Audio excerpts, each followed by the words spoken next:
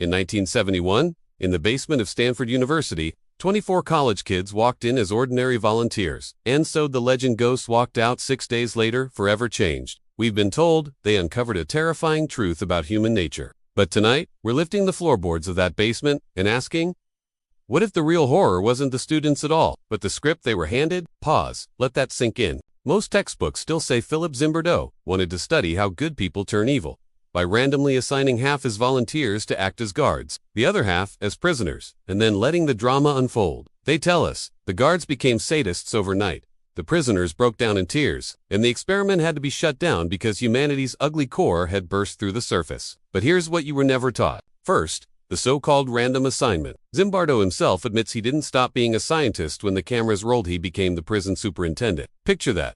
The man giving psychological orders, also playing warden. He addressed the guards privately before day one, urging them, his words, to be tough, create boredom, a sense of fear.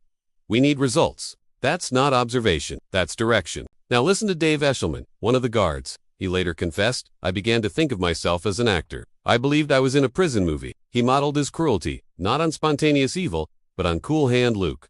So while the world gasped at the footage, one of the stars was secretly performing for an imaginary Oscar. And what about the infamous breakdown of Prisoner 8? College student Doug Corpy sobbed, screamed, begged to leave textbooks, repeat it like gospel. Years later, he admitted he was faking, convinced that acting crazed was the quickest ticket out. Zimbardo heard the confession, yet still paraded the footage as proof of psychological collapse. None of this was disclosed in the original paper. Let's rewind even further. Those volunteers answered a newspaper ad that read, male college students needed for a psychological study of prison life.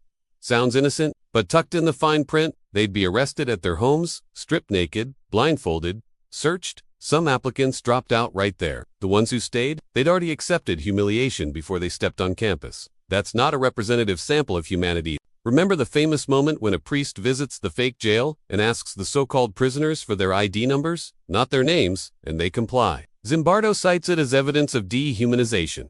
But the priest was in on it. He'd been briefed to treat them like inmates. Of course, they played along. They were surrounded by cameras, peers, authority figures. The script practically glowed in neon. And the timeline, we're told the study was planned for 2 weeks, but halted at day 6 for ethical reasons. In truth, Zimbardo's graduate student, Christina Mess, threatened to blow the whistle only after she saw a video of a guard forcing prisoners to simulate sexual acts. She called it abusive theater. Zimbardo suddenly realized his girlfriend might torpedo his career, so he ended it the next morning and framed the shutdown as moral responsibility. The myth was born. Even we scientists were shocked by the speed of evil. Reality, a desperate PR move. Let's talk numbers. 24 participants, 9 guards on duty, 9 prisoners, 6 alternates, no control group, no peer-reviewed methodology, no standardized metrics of stress or aggression. Yet the findings were published as empirical truth in 1973 and gobbled up by intro psych courses for half a century, because it confirmed what we secretly fear. Under the right uniform, anyone could become a monster, even you, even me. But correlation isn't causation, and coaching isn't corruption, it's fabrication. Fast forward to 2004.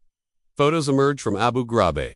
American soldiers humiliating Iraqi detainees, reporters scrambled for explanations, and pundits dust off the Stanford prison experiment like a family heirloom. Give ordinary people power, watch them torture. The entire government panels cite the problem. Abu Ghraib wasn't spontaneous, either it followed interrogation manuals, stress positions, and a chain of command. Real-world cruelty is rarely improvisation. It's choreography. Even Zimbardo's peers turned on him. In 2007, psychologist Peter Gray wrote, "We tell students the SBI was unethical. The deeper scandal is that it was bad science." By 2018, leaked audio from the basement proved guards were coached to escalate abuse. Zimbardo, once the darling of pop psychology, now defended himself by claiming, all research is guided. But guidance isn't supposed to be whispers that push them harder. So why does the legend survive? Because it's cinematic, a basement prison, ticking days, innocent kids turning fiendish hits, basically the Lord of the Flies in a lab coat.